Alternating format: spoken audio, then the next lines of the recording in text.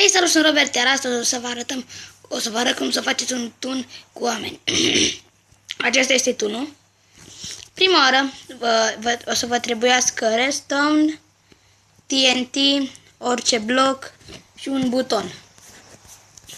Așa, pentru început va trebui să faceți o gaură în pământ în formă de plus. După aceea luați, și o gată de apă. După aceea luați apa, o puneți în mijloc. Puneți mai întâi orice fel de cub acolo. Luați redstone-ul și, cum vedeți aici, puneți în jur împrejur.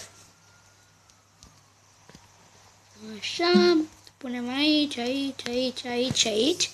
După aceea luați TNT-ul, puneți în fiecare colț. Puneți butonul și îl apăsați.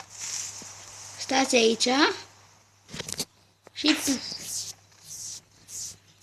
Hai încă o dată să mai încercăm. Aici l-am făcut ca să vedeți sau puteți să aprindeți. Asta nu o să ajung. Haideți! Yeah! Este super ușor de făcut. Vă urez succes și vă salut!